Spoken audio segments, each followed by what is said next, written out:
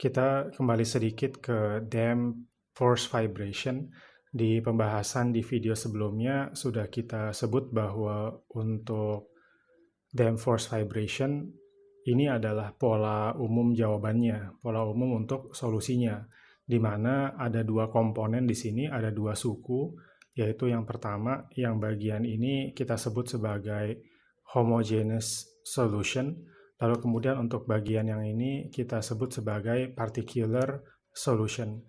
Nah, mungkin masih ingat bahwa saya sempat menyebut bahwa particular solution, yaitu ini ya, biasanya lebih banyak digunakan dalam analisis untuk force vibration.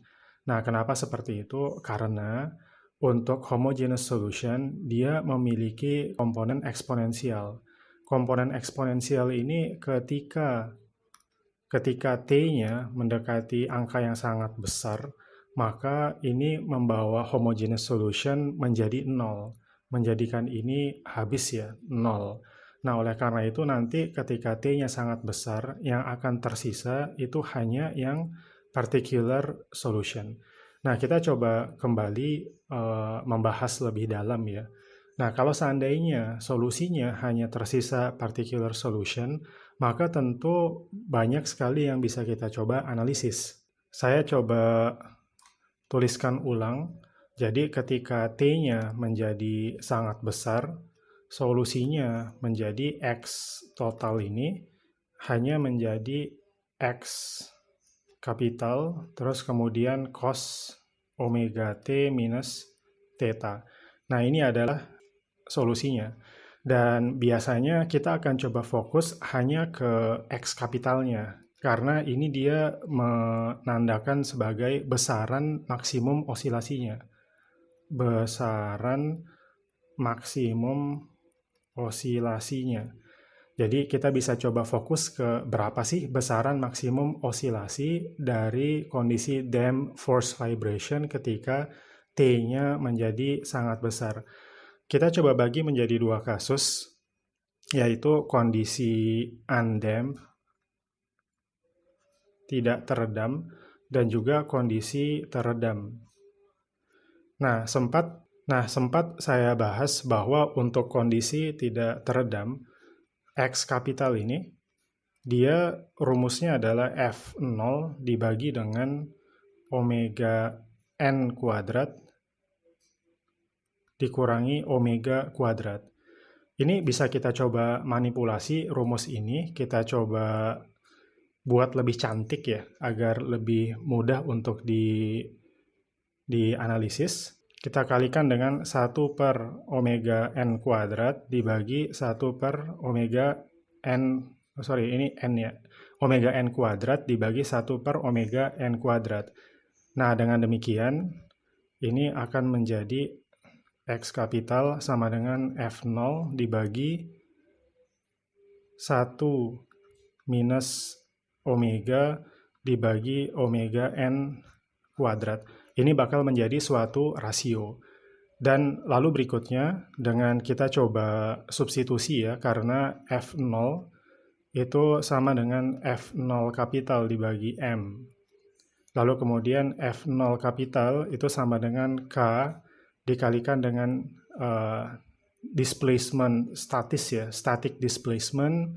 Lalu kemudian kita juga punya omega n sama dengan omega n kuadrat ya, sama dengan akar K dibagi M. Nah, ini kita coba substitusi semua, sehingga bisa kita coba jadikan. Nih, saya coba bawa ke bawah lagi. Kapital X besar sama dengan static displacement dibagi dengan 1 minus omega dibagi omega n kuadrat. Atau ini bisa saya bagi dengan static displacement sehingga ini bakal menjadi normalized dan non-dimensional 1 dibagi 1 minus omega dibagi omega n kuadrat. Nah, ini adalah suatu persamaan yang sangat penting di dalam konsep force vibration. Jadi dalam hal ini undamp force vibration ya. Nah, karena ini kalau kita coba plot, bisa kita coba analisis kita coba ambil kesimpulan mengenai suatu konsep penting, yaitu resonansi. Kita coba plot, yaitu di sini untuk sumbu X-nya itu adalah omega dibagi omega n, atau kita sebut juga sebagai R ya, frekuensi ratio. Frekuensi ratio atau R, omega dibagi omega n. Lalu yang sumbu Y-nya itu adalah ini, yaitu X capital dibagi dengan static deflection. Nah, itu bisa kita coba maknai sebagai magnification. Nah, oleh karena itu, ini biasanya kita sebut sebagai magnification ratio atau magnification factor. Jadi grafik magnification ratio atau magnification factor.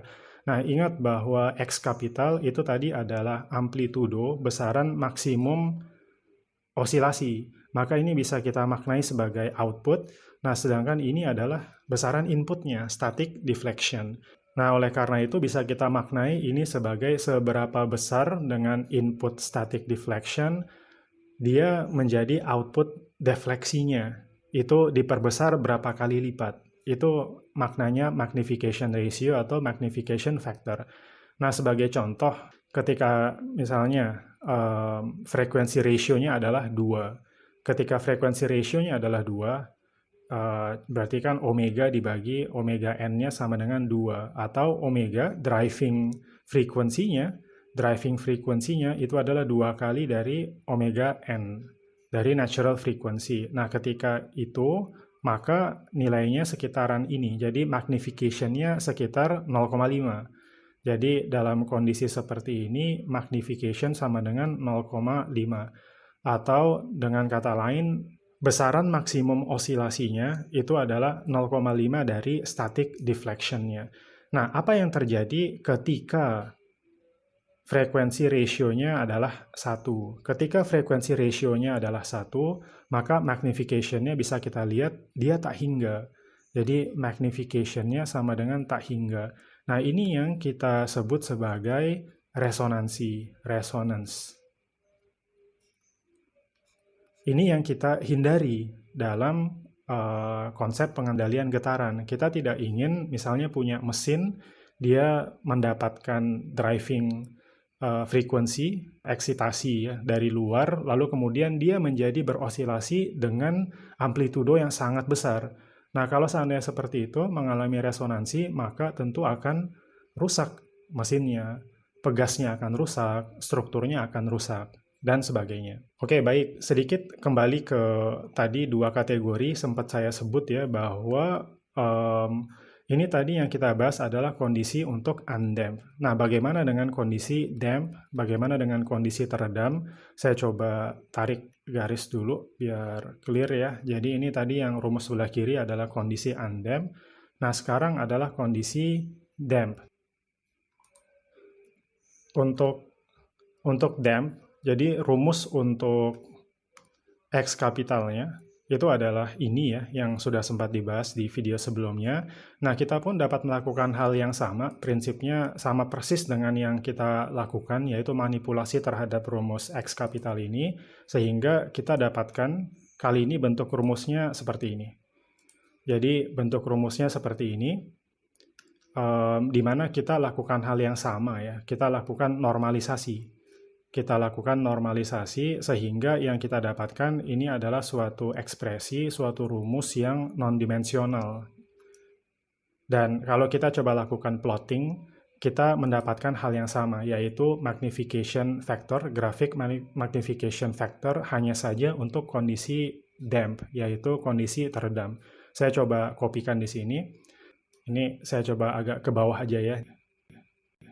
Ini adalah magnification factor hanya saja untuk damp. Nah, bedanya adalah kalau ini secara teori nilainya bisa mencapai tak hingga, maka untuk kondisi damp, secara teori ketika R-nya sama dengan 1, dia mencapai nilai yang sangat tinggi, namun tidak mencapai tak hingga. Tetapi ini prinsipnya sama ya, jadi sumbu X-nya, ini grafiknya prinsipnya sama, yaitu sumbu X-nya adalah frequency ratio, atau sama dengan omega dibagi omega n. Jadi rasio omega driving frequency-nya terhadap natural frequency.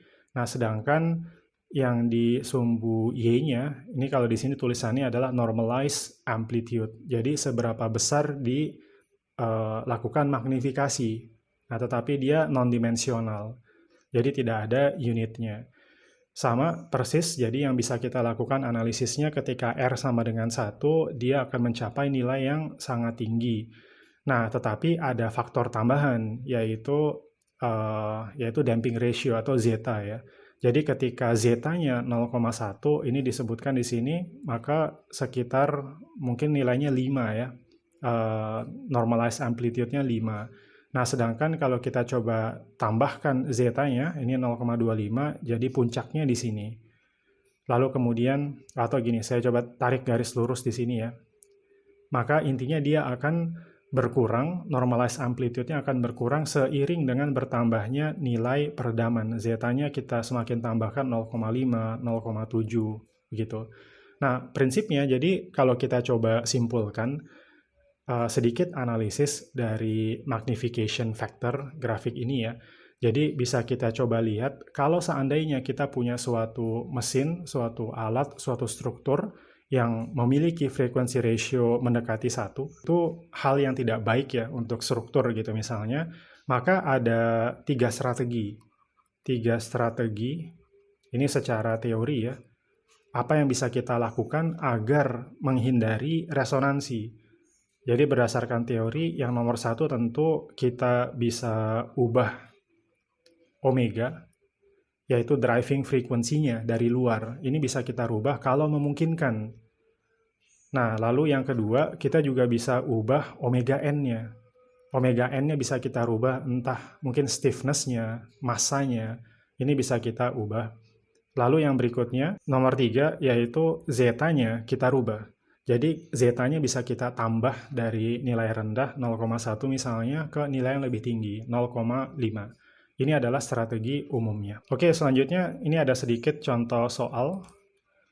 Nah, kita memiliki kembali spring mass damper system. Jadi ini ada dampernya kali ini dengan beberapa informasi. Di sini yang kita miliki ada massanya, lalu kemudian ada C-nya, ada K-nya.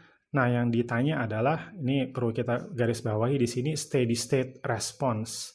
Steady state response, ini maknanya apa? Yang ditanya adalah X partikularnya saja. Jadi solusi partikular, tidak ditanya solusi homogen. Nah, ketika omega ini driving frequency dari luarnya, eksitasinya, lalu kemudian F0-nya sekian, nah terus kemudian ini kondisi kedua, kalau driving frekuensinya berubah menjadi 125 radian per second.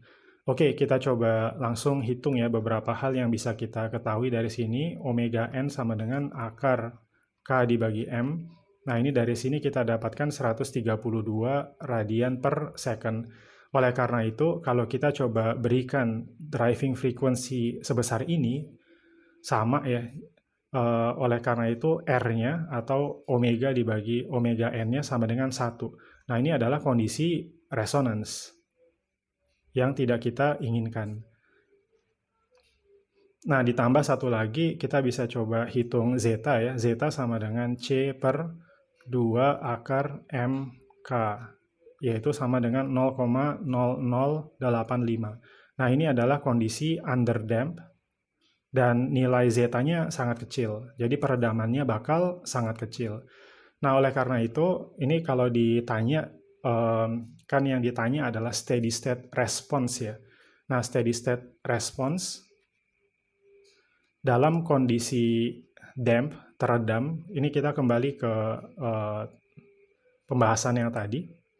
Jadi kita dapatkan rumusnya yang ini. Jadi kita bisa pakai rumus yang ini. Saya kopikan ke sini ya. Nah, ini adalah rumus yang bakal kita pakai. Dan oleh karena itu kita coba substitusi saja ya nilai-nilainya ya. Ini F0-nya adalah 10 gitu. Maka kalau kita coba substitusi, ini kita sudah punya omega n, omega, zeta juga sudah kita punya. Maka nilai X-nya itu adalah 0,034 meter atau sama dengan 34 mm. Nah, sekarang pertanyaan yang kedua, bagaimana kalau seandainya omeganya, driving frequency-nya kita coba turunkan? Kalau sebelumnya 132, maka sekarang 125. Oke, sekarang jadi driving frequency-nya kita rubah menjadi 125 radian per detik. Oleh karena itu sekarang R-nya bakal berubah. R-nya sama dengan omega dibagi omega N. Ini sekarang kira-kira di nilai 0,947. Jadi berkurang sedikit dari resonansi. Tapi kita coba lihat nilai X-nya jadi berapa. Kalau kita coba masukkan kembali ya X-nya dengan sekarang omeganya berubah ya. Maka X kapitalnya dia akan menjadi 0,005 meter atau sama dengan 5 mm. Nah, ini sangat menarik ya. Jadi saya coba copy plot. Saya perkecil. Jadi ini yang pertama adalah area pertama ya. Jadi si omeganya adalah 132, maka R-nya adalah 1. Jadi kita bermain di sini ya. Ini sampai kira-kira besar sekali gitu magnification factor-nya.